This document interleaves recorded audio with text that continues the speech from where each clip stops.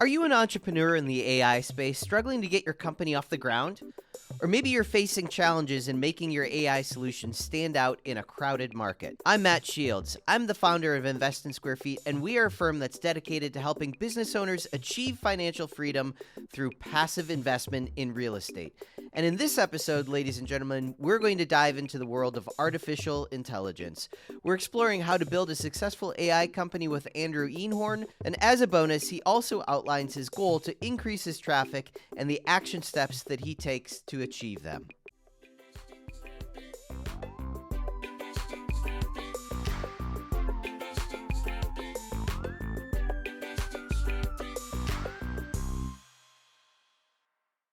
And so I really liked that process of research and allowing the data to drive the decisions. And later went into management consulting for a company called ICF International. It's publicly traded. And they work with a lot of government agencies as well as private businesses, and they do a lot of data analysis for them. And so you get contracts like we worked for FAA, Office of Commercial Space Transportation.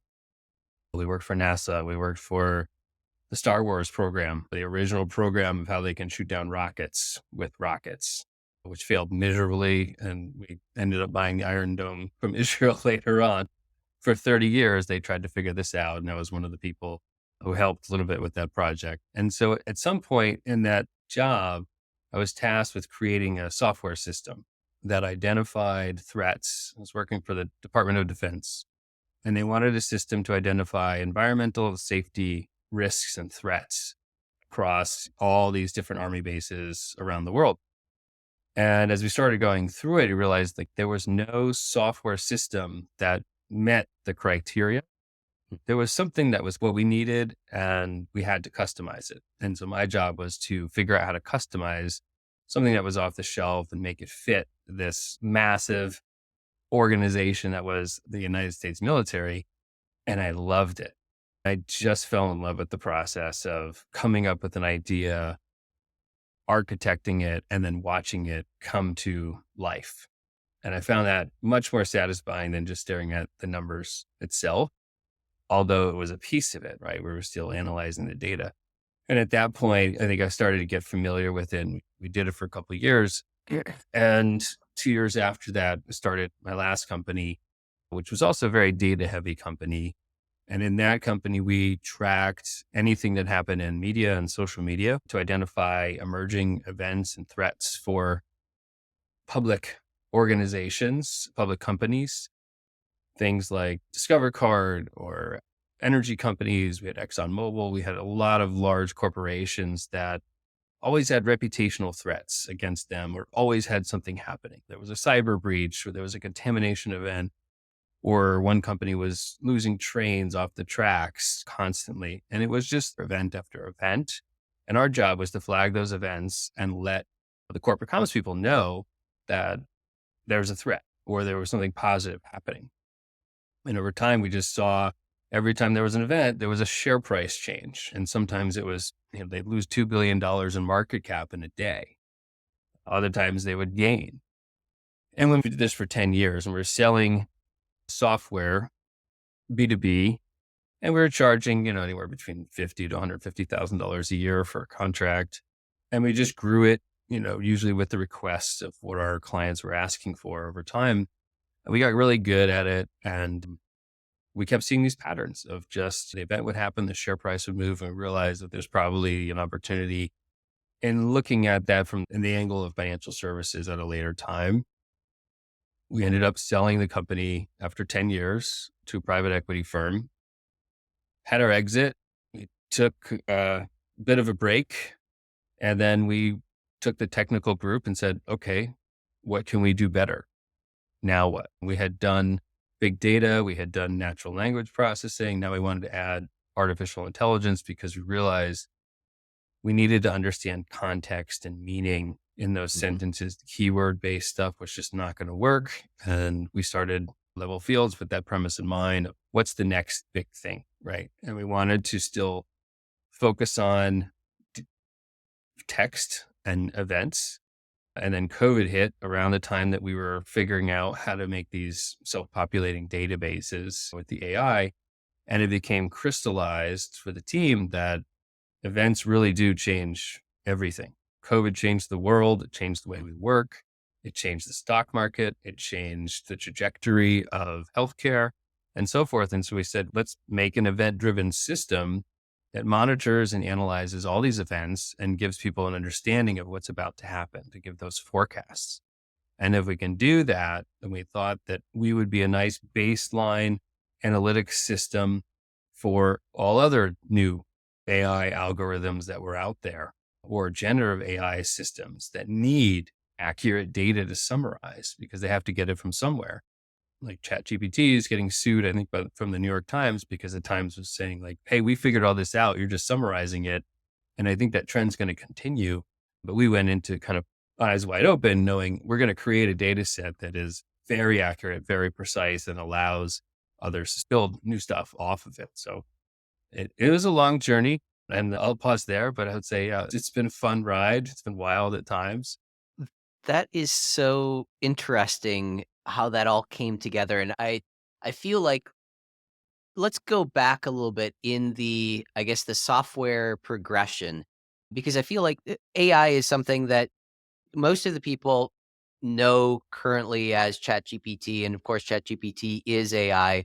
Artificial intelligence has been around for a while, Mhm. but what was what was the market like when you, I think you said it was 2020, maybe right around COVID, when you said, I think we need to incorporate AI into this. Are there libraries out there that you were able to tie in already, or were you figuring out how to develop an AI model, AI databases before that was really a thing? What was that learning Mhm. process like for you?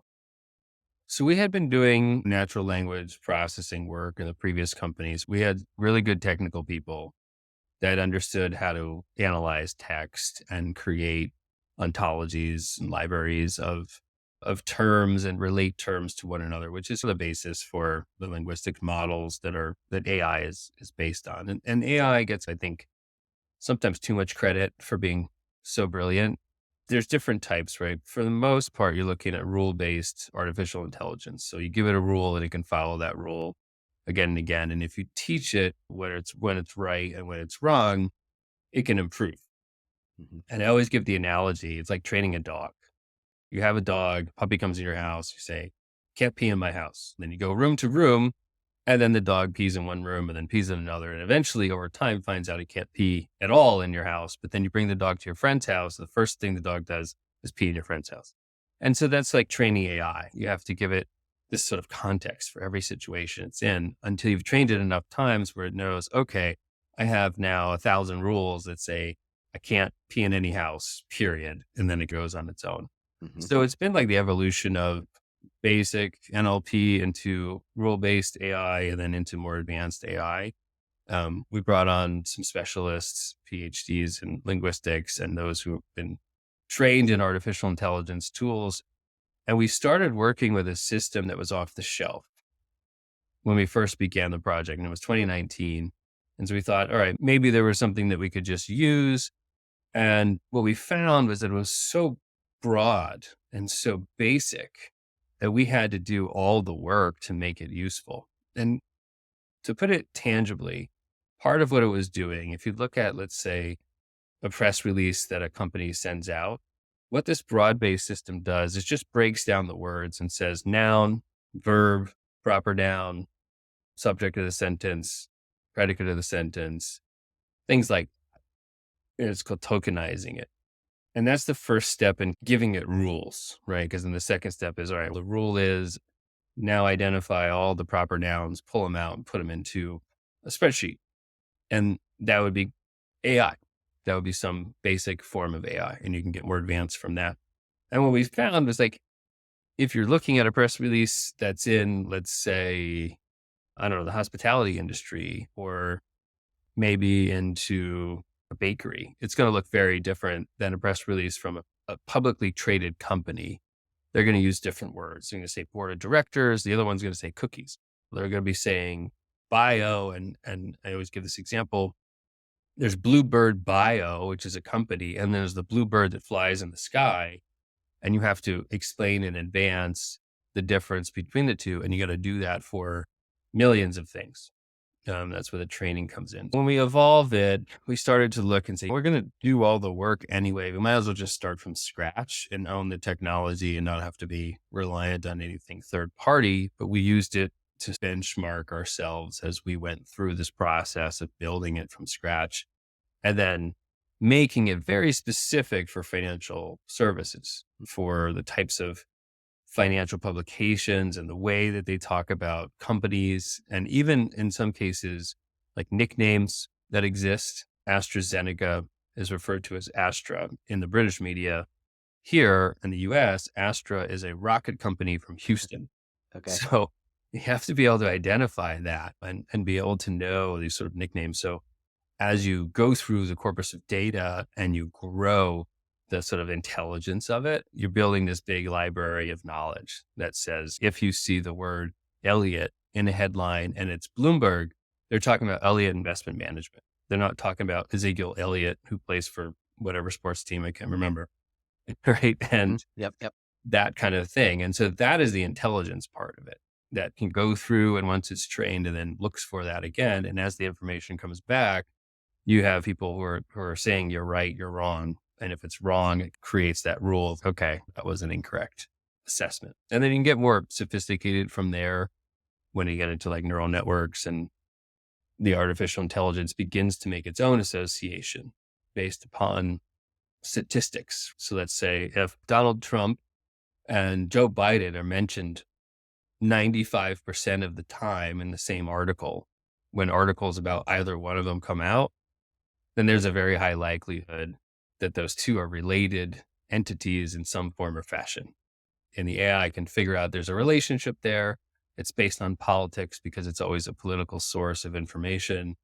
And then it can also identify the fact that they're always talking about the word president. So we know that this is probably related to the presidential election. They can do that without any intervention.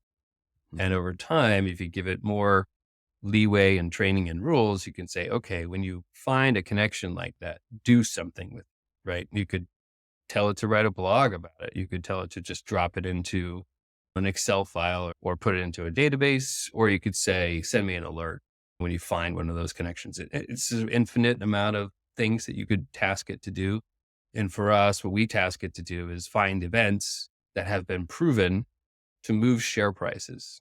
So when an event happens, there's a lot of noise in the market. There's a lot of opinions. There's a lot of like conjecture about what's going to be the next Amazon and all this kind of BS pump and dumps that you see.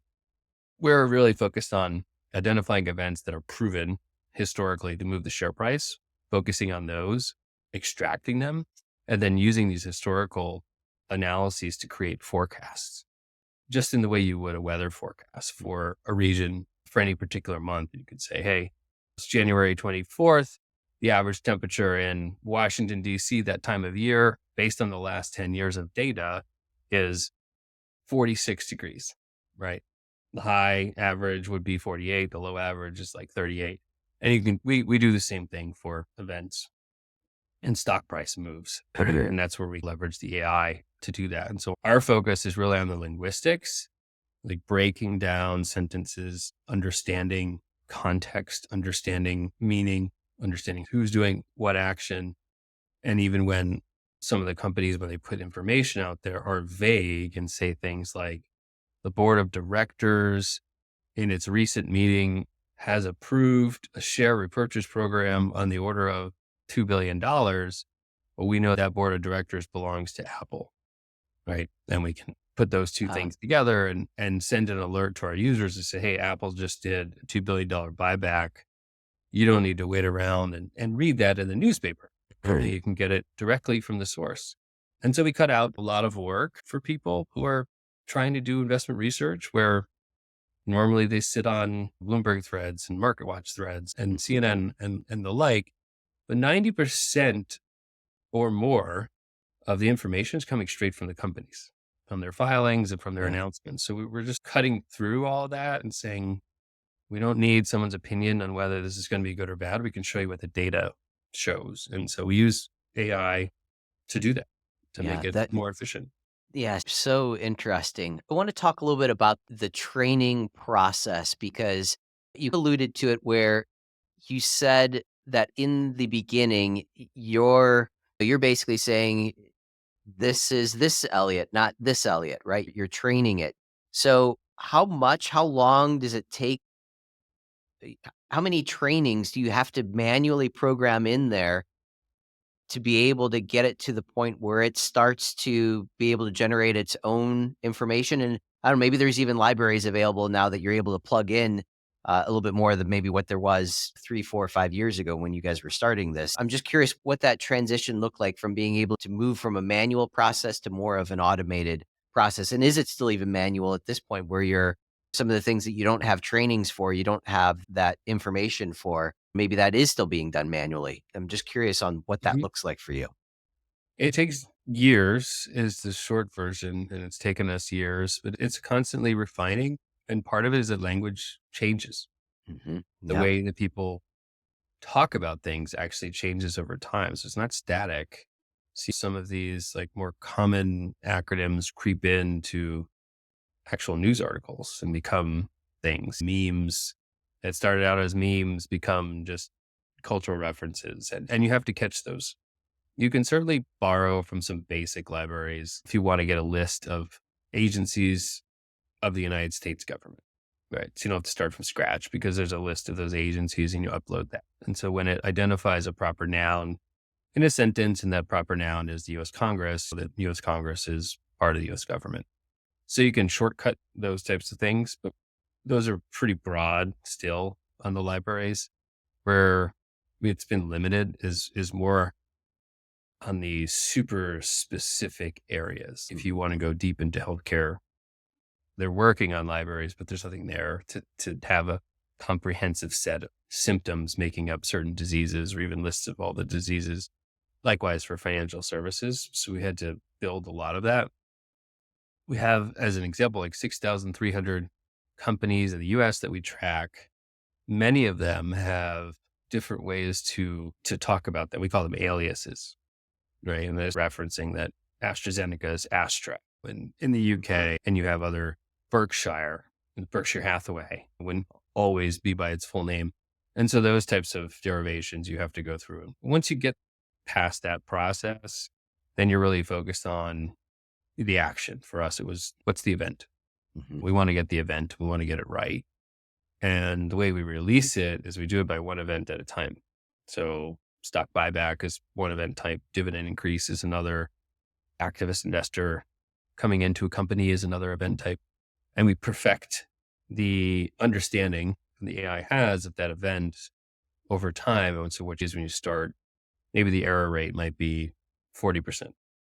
And then you have someone going, yes, no, that's correct, that's wrong. And then you get to an error rate that's more like 3% or zero, depending upon how long the process you've gone to train it. And then you get there and you say, okay, at this point, are we ready to flip the switch to full automation Mhm. or not? Or is there something else that we need to give a secondary look at? For example, is there maybe a filing that the company has to do that is like almost like a second reference check that the AI can look at and say, I think this is a stock buyback, but let me check to make sure they did a filing on Mhm. this. Oh, same day, there is a filing and it's labeled as material event. So high likelihood that this is a buyback and you can programmatically do that. And so we rolled out 24 events to start. We want to get to about 300 event types. We don't want to overwhelm users and certainly overwhelm the system by trying to do too much at once. But that's the path of just figure out one thing, perfect it, move to the next, and so forth. And how long does it take? And maybe this is a variable question, but how long does it take to create an event, would you say?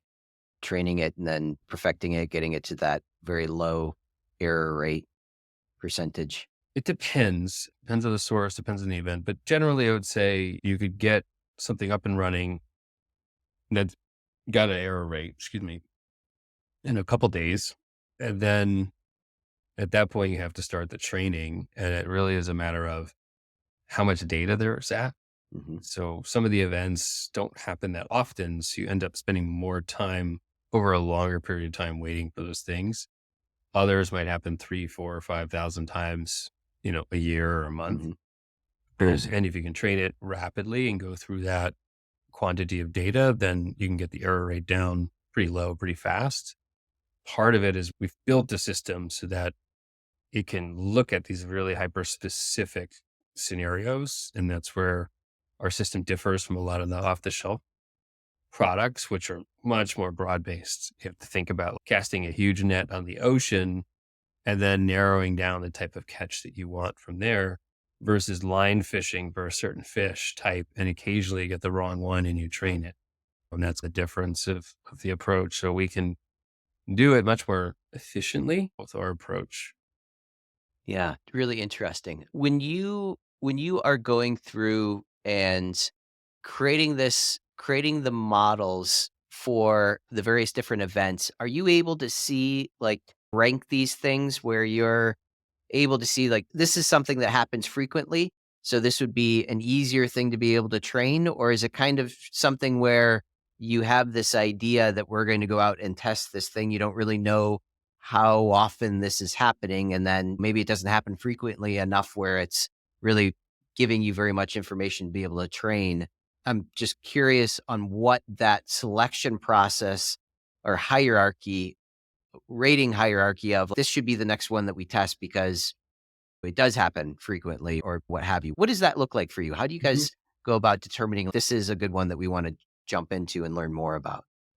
There's a few ways we approach it. The first is that there's a good amount of academic literature on certain types of events and how they impact share prices. So whenever we can, we try to piggyback off of those. Some of the studies date back to the 1970s and they are very comprehensive. And you have PhDs at University of California and Harvard and otherwise that are studying these things. So you don't have to reinvent the wheel in terms of knowing that event impacts the share price. We just need to figure out how to get that event fast into the system and take the unstructured text and turn it into something structured and then do the analytics around it. In some cases, we're looking at that. In other cases, we start with what hedge funds do. The large hedge funds, the largest ones, all have event driven trading divisions. And they have certain strategies that are outlined and known. And we got to look at some of those and see, hey, can we give anybody access to this? Can we democratize this? In some cases, we've done that, made it really easy and pissed off a few hedge funds along the way while doing that. And then the third is we have some insight and we have experience in the market. And we just say it's not a rounded service unless we tackle these other types of events that just we know are common. We know that they're going to cause share price movements. Anecdotally, we know this. We need to prove it out. And then we can quickly look at all the data which we collect. So we collect tons of information. It's just first piece of what we're doing is big time data mining and getting every announcement from every company. And so we can search those announcements very quickly and see if there was only 2 results in the last 3 months, it's probably not going to be a good event, right? It may have had impact, but it's not recurring enough. And things like when Netflix cracked down on password sharing, that was a big event, but it's not one that happens very often to very many companies. So it's not worth us incorporating that into our platform because what we're trying to do is find events that can become strategies, just following that one event at a time and saying, you know what, every time this event happens, the share price moves. The next time I get an alert, I know exactly how it's going to react and I can play that accordingly. So we do look at the volume from there. Then we can narrow down and say, yeah, okay, this got 500 results set. And we can quickly see visually that there are errors that we'll have to work through. But it's a solvable problem at that point. So there's sort of like 3 ways that we can tackle it. And sometimes we get requests straight from the users that we look at. We hadn't thought of. Somebody recently was asking a very specific question about dilution events and things of that nature for small cap companies where they quietly issue shares but don't tell anybody. Hmm. They put it out in a filing, but then the share price drops and nobody knows why. Unless you go digging around, you realize they just issued 10% more shares. So the value of the current shares goes down. Yeah. Yeah, that is fascinating. And the mental gymnastics that you have to go through to be able to really hone in on this is an opportunity that we should be looking at, we shouldn't be looking at, and just doing that digging. Yeah, really Mhm. interesting stuff. We had talked earlier about the life crafting process that we all like to go through. And you had mentioned some of your highest ROI things that you do in your life for a few different things. You mind jumping into that a little bit and we can walk through that and maybe learn a little bit about from you what you're currently doing to be able to solve those or contribute to those high ROI activities? Sure, happy to. So on a personal basis, non work basis, my favorite activity is being on a boat. I just love it. Just need that kind of aqua therapy, something about being in big water with nothing around. It really clears my head in a way that is the same like going on vacation for 3 or 4 days. And when you have a busy schedule, that's meaningful. So I tried over the years to get on a boat as much as possible and have thought about what kind of business or work do I need to facilitate more time on a boat. And it always boiled down to, okay, I need to be able to be laptop only, right? Be able to take that laptop anywhere, run the business from a laptop, which means I'm not going to be an in-person sales professional. I don't want to be in an office full of people all the time. And so that ends up being kind of web-based digital. It's a driving force. Okay, I got to be able to do that. Likewise, when something comes up, I need to be able to react relatively quickly. That means that we set up the system. So it's either automation. When customers come in, they get automated responses, or it's one click away that we can respond. Email can take care of it, or anything that we have can be solved without huge amounts of internet connectivity, right? And so if I can get there and I backtrack from that Mhm. and say, all right, 10 years from now, I want to just be exclusively on a boat. If I can have a constant, steady stream of income from a business that takes very little new effort to do anything, but just keep it going, that's a double win, right? Financial win, but also a huge personal win for me. Mhm. And talk a little bit about too, before we jump into the other subject, talk a little bit about what is it being on the boat that it does for you? What is your kind of your mental state, or do you go through any type of exercises or anything like that to be able to disconnect so that you are able to fully recover? Like you said, a half a day on a boat is like a 4-day vacation for you. Talk about that, like that disconnect process that you go through to be able to gain so much relaxation, rejuvenation from that short amount of time. I think it boils down to the focusing on one thing for an extended period of time and one thing that I really enjoy. Normally, on a daily basis, I've got family, I've got kids, I've got work, I've got dog, friends, everyday life stuff. And I would say on a normal hour, I probably am thinking about 16 to 25 different tasks. What has to get done around the house and maintenance and pay bills and whatever it is. It's just a steady stream of stuff that just, it crams your brain. And if you're using your brain 18 hours a day nonstop, it's really one of the only parts of your body that you really never stop using. If you think about it, like when you get tired, you lay down, maybe you go work out, but then you're done and you're sitting around in a chair, but your brain just keeps going and going. And so I rarely give it that time to just not overwork itself, to cool down the engines and deliver less RAM and processing. And part of it is me. I have a hard time just sitting still and not Yeah. thinking. And so I have to have something that's really riveting to me and really engaging to me in order to not think about all these other things. I stopped reading fiction books years ago because I never got past like page 25 because my brain started creating new things as I read through it. So for that, being on a boat, you can see water, you're moving fast, you have a job, whether you're fishing or whether you're just kind of pleasure cruising, you're focused on driving, you're observing nature, you're looking at the birds and the fish and reading the signals in the sky to see if there's a storm coming or whatever. And I just get lost in it and I don't think about anything else. And then 4 hours go by and it's almost like my brain just went to the spa, got a massage, sat in the sauna, and then went to sleep in the quiet room for an hour. And then I come back and I'm completely refreshed. I think that's a big piece of it. And then the other piece is we spend a lot of time in small rooms. I don't care what room you're working in, there's always something around you, a wall, a ceiling, a monitor in front of you. And so having an unobstructed view means a lot to me. This sort of big view where you can see miles of nothingness. And I don't know, there's something just really calming about that. Maybe it's my OCD nature, wanting everything clean and tidy. I'm always cleaning stuff behind my kids and trying to clean the countertops, make them clean. And the second I clean them, they put all their toys right on top of that nice clean surface. So it might be some of that frustration around.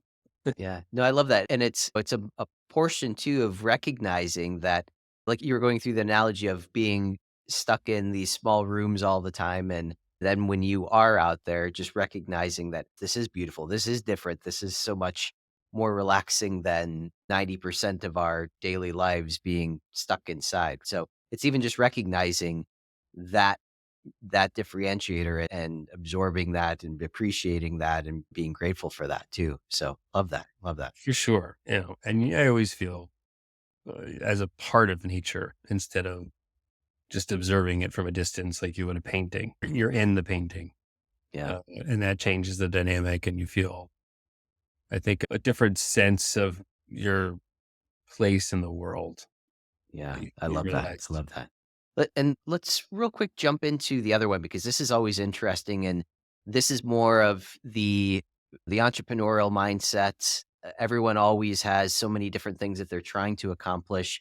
Talk about your professional highest level ROI that you feel you get the most benefit out of, and then break that down into action steps, what your process looks like.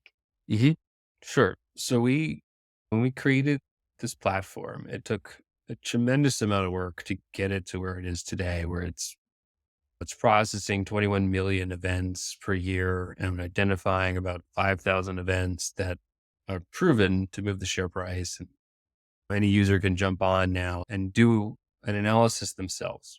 And so it took a long time to get there, where you can just jump in and say, I want to find a good investment opportunity. And maybe it's real estate and you want to look at events around Marriott or otherwise. And you can do that very quickly and make a lot of money with the platform. And so now that we're there, my main goal, where I think my skill set is unique, is in explaining the system in a way that makes it non-intimidating by doing content marketing or having conversations like this, making it very attainable that anybody can do this. You don't have to be some stock market genius. You don't have to have worked on Wall Street.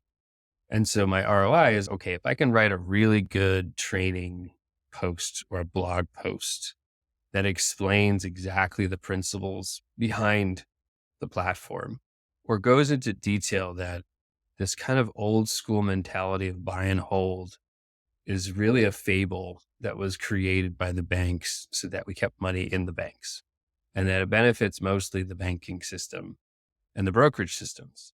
And if I can really articulate that and then interweave how hedge funds are using these sort of event driven trades to outperform the market in massive ways, it's a huge ROI because you just see it connect. And when we do it right, I get to see it in new customers that are onboarding to the platform with zero cost of acquisition, right? They come in and I can see it and it comes into my phone and might be eating dinner. I'm like, wow, okay, great. 3, 4, 5, 6 customers in the span of eating dinner, all because I was able to articulate that properly. And we've tried to hire that out because I've been busy building it and I'm part of the product team that works on the events and do a lot of the tech design work. And we've tried to find people to write and connect the dots. And I've been really surprised at our inability to find people that can do that successfully, and realizing over time that you have to have a certain set of skills. You got to be able to talk about it, make it interesting enough where people want to read it, and then connect the dots enough to how people would actually invest or trade. And you have to have knowledge of the market. And then you have to have knowledge of kind of the macroeconomic view as well. It is rare not impossible, but it's just rare to find those things together. And I've oddly found that I'm good at it. So if I can exclusively focus on that for a time, I know we're going to get a lot of return on investment for years Hmm. because the content's out there Yeah. and people run into that. And I see that for posts that I wrote 2 years ago, generating traffic today. And Yeah. That was something that someone just mentioned in another meeting that I was in, I think last week maybe, how if you can answer these questions that are, call it evergreen questions, you do that work once and then it's out there constantly generating, constantly referring people to wherever you're referring them. Concentrating on creating content around those type of events is obviously incredibly valuable. From your perspective, what have you found as being the most effective deployment platform that you use? Is it on social? Is it like, do you guys have your own lists, or how are you getting the content out there that seems to have the most impact for you? we've tried a few different places. We've done some on some of the blogs, like startup forum type blogs. Indie Hacker, I think, is one of them. We've done a little bit on LinkedIn with some mild success. We've written on our own site, which has actually proved pretty successful. We've done some on Reddit. It, we've done some on Quora. It really depends what it is. If it's question based, Quora and Reddit do really well. If it's long form, our own blog does really well. If we write it out properly, we haven't really found much success with Twitter. I feel like it just comes and goes and nobody really Yeah. spends the time on it. When we write bigger, broader pieces, it does well on LinkedIn. So not so much focused on finance, but things like here's what the housing market is doing, things that everybody has a stake in. I just saw you had posted something. I think it was on LinkedIn. It was about the office rental vacancy rates right now. I think I just saw that on your LinkedIn profile when I was looking Yeah. at it earlier. Yeah, exactly. I don't know. I'm not like a doomsday person, but there's some little bit of crisis brewing there. If we can't get interest rates down pretty quickly, there's going to be busto on a lot of these properties, which I think is going to affect the regional banks more than anybody. Trying to put that into perspective because their view is I don't want to work from home. Mhm. But if you realize your decision to not want to go into the office is actually going to come back to bite you when the commercial real estate market goes bust, bringing down some of the market and causing another bank bailout. You might want to rethink how much you protest that boss who's trying to get you to the office 2 days a week, because it's not a linear analysis where you can just say, oh, I won't spend any time commuting and therefore I'm saving money. I'm like, yeah, your dollar might be worth less in a year and a half because Mhm. we're going to have to take down interest rates again. Yep. And that's a piece of it, I think, and trying to make sure you have different audiences that you're reaching. And not to say we're doing it perfectly by any stretch of the imagination. Mhm. We have some ideas on how to do that better, and we want to create more content and more trainings, but it takes time. It takes a lot of time. Sure. Yeah. And that's really what this whole effort is about, is combining together everybody's experiences, finding out what people are doing that works for them, and then maybe somebody else has something else that's working together, and being able to meld those action steps together so that everybody can benefit in these processes and way that they're doing things together, right? And So, we tried to put out a lot of case studies on our website, thinking, all right, that's clear. There's a clear outcome, right?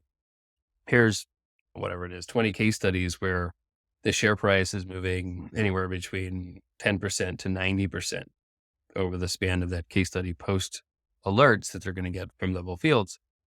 And they haven't really picked up as much as we thought they would. They're not really drawing as much traffic in. They get traffic when somebody gets to the site and then eventually they navigate to them. But because no one's asking that question mm, of this obscure company that was up 10 times over the last, 10x over the last 3 years, nobody's asking that question. So they don't run into the content. Then you have to think about how you're going to play the game for clicks, which mm, is unfortunate because that's why all the news outlets, they constantly write about Apple and NVIDIA and Tesla and Microsoft because that's what people are asking about. But that also means it's a very crowded marketplace. So then you're thinking, okay, what do I differentiate with? What are the smaller phrases or questions that I can help people answer or answering it more effectively? And it's a constant search for that to figure out what it is. And occasionally we get surprised. There were an article about how ChatGPT is not going to be very useful for picking stocks. And it ended up being one of our like trending articles that we wrote. And it was one of those like we wrote in an hour kind of Yeah, articles. I'm sure there's probably a lot of people that are searching for exactly that, like how to use ChatGPT, because you have all these other predictors like crypto. ChatGPT predicts XRP is going to be $10,000 in 5 years. A lot of people doing those exact same type of searches. So yeah, that's interesting. You obviously always have to keep in mind with where people's mindsets and attention are at and try to play into that somehow. Thanks, ladies and gentlemen. I'm Matt Shields, founder of Invest in Sqft, and we are a firm that's dedicated to helping business owners achieve financial freedom through passive investment in real estate.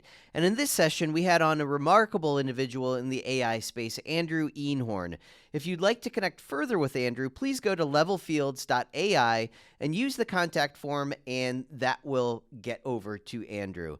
And as a special discount for our listeners, if you want to try Level Fields, use the discount code podcast23, and that is all one word, and it's podcast and the number 23 to receive a special discount on the platform.